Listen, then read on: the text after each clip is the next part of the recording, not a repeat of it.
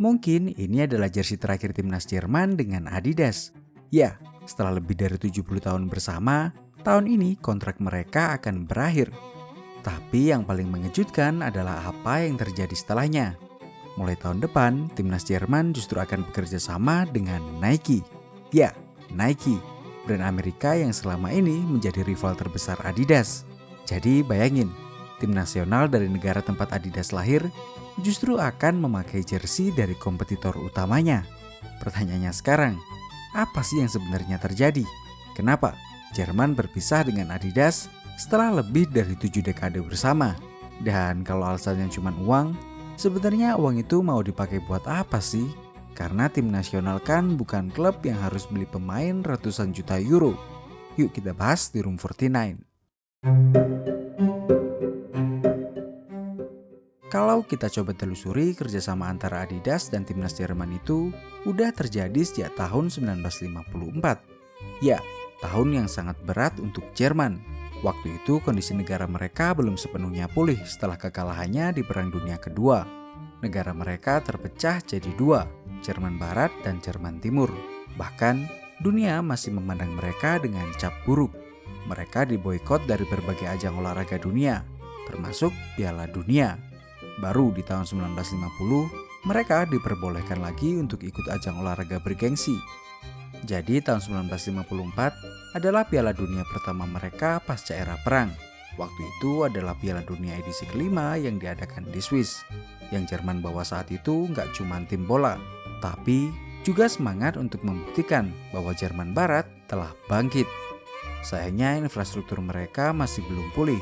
Mereka mengandalkan asas pertemanan untuk membangun tim nasional ini lagi. Dan kebetulan pelatih kepala Jerman waktu itu, Sepp Herberger, adalah teman lama Adi Dassler, sang pencipta Adidas. Ia tahu banget kalau Adi ini sangat terobsesi dengan sepatu, khususnya sepatu sepak bola. Makanya dia diajak buat ikut jadi part of timnas Jerman Barat yang tugasnya sebagai sports equipment consultant. Gak cuma nyuplai sepatu Adidas saja. Fun fact-nya, Pak Adi ini beberapa kali terlihat ada di bench timnas Jerman Barat.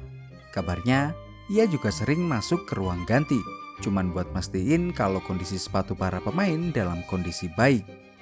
Di Piala Dunia ini, Adi menciptakan sebuah terobosan baru, yaitu sepatu bola yang poolnya bisa dicopot pasang. Ya, meskipun terlihat sederhana, tapi banyak yang berpendapat kalau sepatu inilah yang jadi salah satu key factor Jerman Barat bisa memenangkan final Piala Dunia 1954 melawan tim jagoan Hungaria. Jadi gini ceritanya, waktu itu kondisi lapangan lagi basah karena habis diguyur hujan. Nah di saat itu para pemain ganti pool sepatu ukuran biasanya ke pool yang lebih panjang, sehingga bisa menancap dengan sempurna di lapangan becek. Hasilnya, meskipun sempat ketinggalan 2-0 di 8 menit awal, mereka berhasil melibas Hungaria dengan skor 2-3 di akhir pertandingan. Meskipun masih belum terbukti, tapi kalau kita coba pikirin, Jerman Barat bisa tampil konsisten hingga menit akhir, sementara Hungaria yang pakai sepatu bola biasa hanya bisa bermain bagus di 8 menit awal. Mungkin ini gara-gara sepatunya juga ya. Intinya momen itu adalah kejadian yang sangat ajaib. Karena waktu itu Hungaria adalah salah satu tim terkuat di dunia.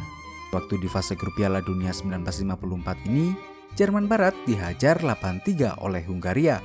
Final ini akhirnya dikenal sebagai Miracle of Bern dan sekaligus menjadi tanda dimulainya hubungan asmara antara Adidas dan Jerman. Setelah itu Adidas gak berhenti nyupport timnas Jerman. Adidas turut berpartisipasi dalam kesuksesan Jerman di sepanjang penyelenggaraan Piala Dunia, terutama saat mereka jadi juara tahun 1974, 1990, dan 2014. Mereka berdua udah kayak pasangan yang diimpi-impikan oleh dunia. Kalau bicara Adidas ya pasti bakal langsung connect dengan Jerman, begitupun sebaliknya. Tapi sayangnya romantisme ini harus berakhir setelah 72 tahun bersama. Ya, 2026 adalah tahun terakhir Adidas dan Jerman barengan. Yang bikin tambah nyesek, Jerman ninggalin Adidas dan justru milih musuh bebuyutan Adidas yaitu Nike. Kenapa hal ini bisa terjadi? Sejahat itukah Jerman? Yuk kita ulik di chapter selanjutnya.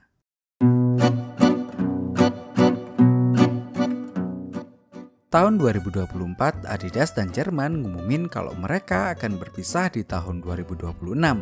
Tentu aja, ini sangat mengejutkan, bukan cuma buat para pecinta sepak bola dunia, tapi juga untuk warga Jerman itu sendiri.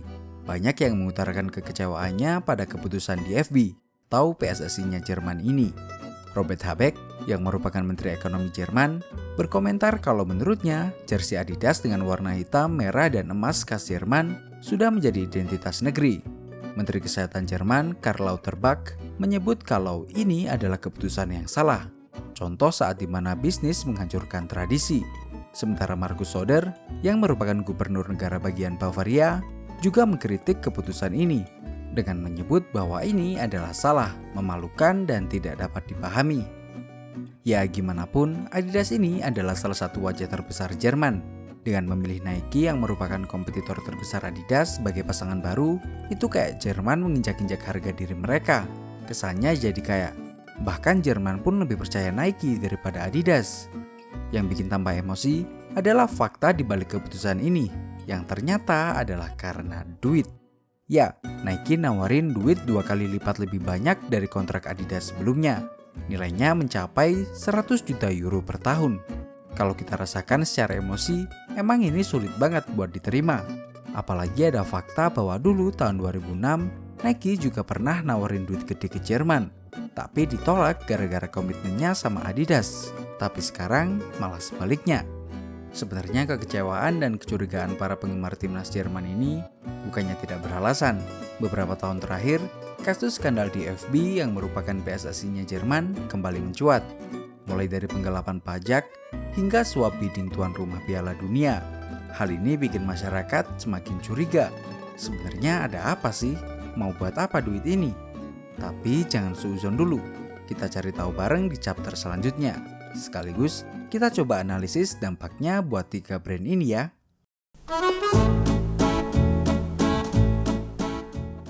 Meskipun timnas Jerman ini bukan klub yang sering transfer pemain dengan harga fantastis, kita juga harus ingat kalau DFB ini adalah federasi negara tertinggi di Jerman. Yang diurusin bukan cuma timnas Jerman aja, tapi ada lebih dari 24.000 klub lokal, pengembangan talenta muda, infrastruktur, hingga timnas wanita. Nah kabarnya duit 100 juta per tahun dari Nike ini mau mereka gunain buat ngembangin ini semua. Ya dari sini sebenarnya lumayan make sense ya, meskipun kita masih belum tahu juga rincian persisnya. Buat Jerman tentu aja, ini bikin mereka jadi lebih leluasa dalam mengembangkan organisasi dan tim sepak bolanya. Sementara untuk Nike, tentu aja ini kemenangan besar. Secara simbolik, mereka telah berhasil merebut kepercayaan orang Jerman, negara di mana kompetitor utamanya berasal. Kalau aja dalam periode 2027 sampai 2034, Jerman berhasil jadi juara di kompetisi major kayak Euro Cup atau World Cup, namanya akan tertulis permanen dalam sejarah sepak bola Jerman, bersanding dengan Adidas atau bahkan akan menghapusnya. Sementara untuk Adidas, tentu aja ini pukulan berat. Mereka kehilangan national pride-nya.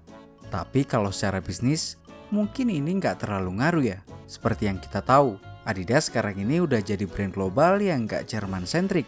Mereka masih jadi sponsor tim-tim bola gede kayak Madrid, MU, bahkan juara bertahan Piala Dunia timnas Argentina. Messi, Bellingham, Yamal hingga Beckham itu juga masih jadi keluarga besar Adidas. Kalian juga nggak boleh lupa kalau Adidas ini adalah sponsor utama di MLS. Ya, Liga Sepak Bola Amerika Serikat yang diselenggarakan di negara Nike berdiri. Intinya kalau menurutku, secara emosi tentu aja Adidas dan fans Jerman babak belur. Tapi kalau secara bisnis, kayaknya nggak bakal terlalu ngefek deh. Ini menurutku ya, kalau menurutmu gimana? Tulis di kolom komentar ya.